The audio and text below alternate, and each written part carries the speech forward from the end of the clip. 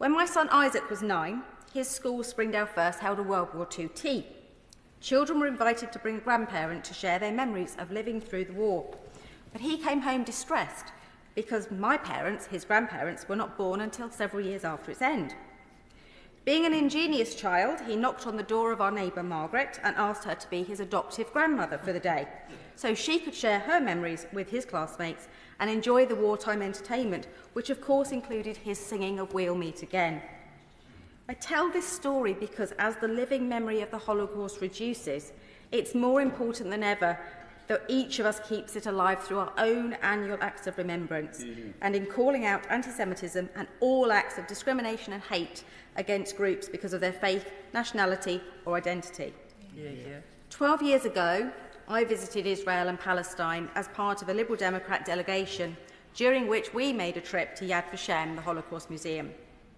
The experience stays with me for many reasons, but the thing that struck me hardest was what came well before the death camps like Auschwitz.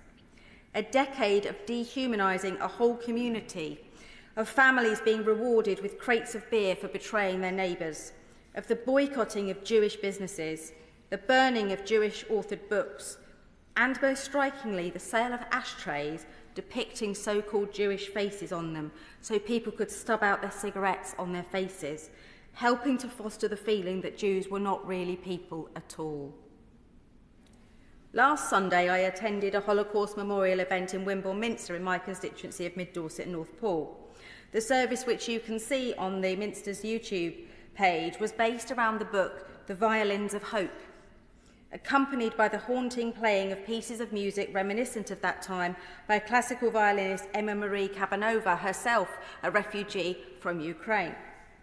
As well as the accounts of those whose music continued to be played in the camps, maintaining their hope and retaining their humanity, some of the testimony we heard shared more about what came before the war.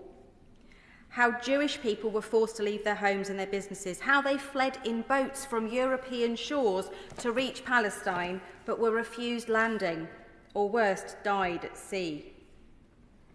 I closed my eyes to listen to the simplicity of the violin played in the minster as the words of those who lived through that horror were shared with us all, and the contrast of the evil perpetrated in the name of power and ideology with the selflessness of those condemned to death for something they could not control was incredibly moving. By the end of the Holocaust, as we know, 6 million Jewish men, women and children had been murdered in ghettos, mass shootings, concentration and death camps. But in addition, the other forgotten groups targeted by the Nazis for their extermination, among them Romani gypsies, those with disabilities, gay and bisexual men and black people.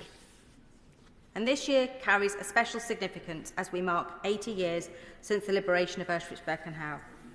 And next Sunday I'll be attending the Poole Lighthouse Holocaust Memorial event, as I do every year, at which they light candles not just for the victims of the Nazi Holocaust, but also those from later genocides, unbelievably all within my own lifetime in Cambodia, Rwanda, Bosnia, Darfur, because that is what Holocaust Memorial Day is for, looking backwards to look forwards.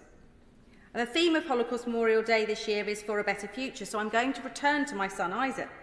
At the age of 12, he joined his fellow Broadstone Scouts on a European adventure focused on World War II.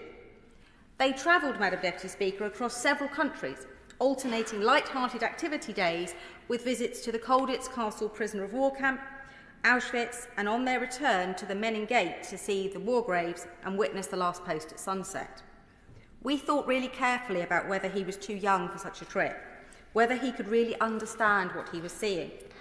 But I've seen the positive impact of this trip on him. The relationship that we all build with history and truth goes some way to structuring our perspectives in our adulthood and preventing our susceptibility to dangerous narratives. The work of the Holocaust Education Trust, training and supporting hundreds of teachers each year to help us all learn from the past and work towards a more united future, and of the Anti-Semitism Policy Trust in training decision makers like honourable members, should be commended and supported. But as a spokesperson for housing, communities and local government, it should not be surprising that I'll say that there is a role for our communities to play too. At a time of rising anti-Semitism and Islamophobia, many UK communities are feeling vulnerable, with hostility and suspicion of others rising. The Home Office's own statistics revealed the number of religious-based hate crimes recording in the year to March 24 has rocketed, something they've directly attributed to a spike in anti-Jewish hate. We've also seen inconsistent responses from the police to language and behaviours that may well be anti-Semitic or viewed as hate crimes. So I am calling on the government to ensure that the police have the resources and, most importantly, the training they need to effectively and swiftly respond to anti-Semitic hate crimes and provide funding for security organisations like the Community Safety Trust. We must speak up against Holocaust and genocide denial and distortion. We must challenge prejudice. And as we were told by the Holocaust survivor Alf Garwood in the Speaker's service yesterday, when my parents were coming to terms with their trauma after the war, I saw what hate towards those who had destroyed our lives did to them. Hate only poisoned them. So as we all continue to remember, work for peace and understanding at a time when the world feels fragile, we in this place must lead that work together for a better future. Yeah. On that day, 80 years will have passed since the death camp Auschwitz-Birkenau was liberated, yet the memories remain as poignant as ever, largely due to the day that we mark every year, so I'm very grateful to the government for making time. 6 million Jewish men, women and children were brutally murdered by the Nazis, along with millions of others who suffered under the prosecution by the Nazis. The Holocaust was a crime of such magnitude that a new word was coined by Polish lawyer Raphael Lemkin to describe its horrors: genocide. And today we also remember the victims of more recent genocides, including those in Bosnia, Rwanda, Cambodia and Darfur. These atrocities are a stark reminder that hatred and intolerance, if left unchecked, can have devastating consequences, inflicting terror and completely eradicating entire communities. These tragic events serve as stark reminders that we as a global community have not yet fully learned the lessons of the past, and that the promise of never again is not something we are doing a good job of upholding. We cannot stand by while radicalisation and hatred flame up around us, while 245,000 survivors of the Holocaust are still alive today. It's not even been a lifetime since the world promised justice at the Nuremberg trials and promised never again. And yet anti-Semitism is rising once more here in the UK and around the world. Extremist voices are fueling division and fear, exploiting tensions to spread further hatred, disinformation and cultural amnesia. So we must remain vigilant, for the lessons of the Holocaust teach us that silence is never an option. In my constituency of Chichester, we are proud to have a community that is committed to remembrance and also education. Over the past decade, Chichester Marks Holocaust Memorial Day has organised meaningful events, from ceremonies held in local assembly rooms or educational films and talks for our school children, ensuring that our future generations understand the impact of the Holocaust and the importance of standing up against prejudice and intolerance. And this year, Chichester Festival Theatre will host The Last Train to Tomorrow, which is an opera that tells the story of the Kindertransport, a rescue effort that brought 10,000 Jewish children to safety here in the UK. Such stories remind us of our shared humanity and the power of compassion in the face of unimaginable darkness. And I'd like to take the opportunity, Madam Deputy Speaker, to praise the chair of Chichester Marks Holocaust Memorial Day, Councillor Claire Apel, whose dedication has been instrumental in making these events happen over the past decade, and her personal connection to the Holocaust, having lost 50 members of her family, serves as a poignant reminder as to why we should never forget. And on Monday, a new blue plaque will be unveiled as part of the Selsey Heritage Trail to commemorate the part that Selsey played in helping the Kindertransport children who came to the UK.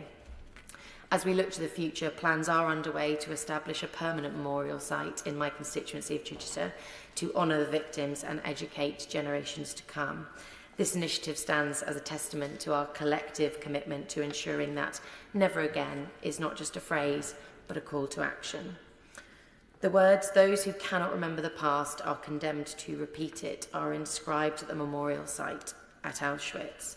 So today we honour the survivors, the victims, and those who continue to bear witness. It is our collective responsibility to carry forward their legacy, to challenge hatred wherever we see it, and to build a future based on understanding and respect for all. Thank you. Yeah.